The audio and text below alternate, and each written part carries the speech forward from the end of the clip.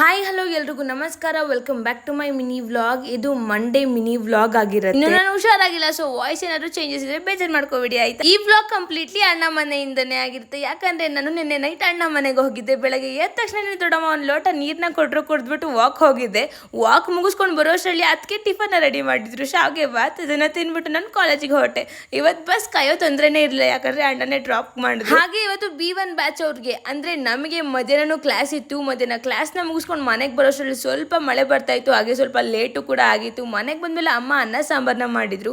ಊಟ ತಿಂದ್ಬಿಟ್ಟು ನಾನು ಅಮ್ಮನ ಜೊತೆ ತೋಟಕ್ಕೆ ಹೋದೆ ಮೇವನ್ನ ಕುಯ್ಕೊಬರೋದಕ್ಕೆ. ಇವತ್ತು ನಾನು ಕುಯ್ದಿಲ್ಲ, ಯಾಕಂದ್ರೆ ನಾನು ಇನ್ನೂ ಹುಷಾರಾಗಿಲ್ಲ ಅಂತ. ಹಾಗೆ ರಾತ್ರಿ ಊಟಕ್ಕೆ ಅಂತ ಅಮ್ಮ ಬೇಳೆ ರಸಂನ ಮಾಡ್ಕೊಟ್ಟಿದ್ರು. ಊಟ ಮಾಡಿ ಹಾಗೆ ಟ್ಯಾಬ್ಲೆಟ್ಸ್ನ ತಗೊಂಡು ಸರ್ ಕೊಟ್ಟರೆ ವರ್ಕಲ್ಲಿ ಅರ್ಧ ಕಂಪ್ಲೀಟ್ ಮಾಡಕ್ಕೆ ಟ್ರೈ ಮಾಡಿದ್ದೀನಿ. ಜ್ಞಾನ ನಮಗೆ ಶಕ್ತಿಯನ್ನು ನೀಡಿದರೆ ನಮ್ಮ ನಡತೆ ನಮಗೆ ಗೌರವವನ್ನು ತಂದು ಕೊಡುತ್ತದೆ. ಇವತ್ತಿಗಿಷ್ಟೇ, ಮತ್ತೆ ಸಿಗುವ. ಲವ್ ಯು ಆಲ್, ಬಾಯ್, ಜೈ ಶ್ರೀರಾಮ್.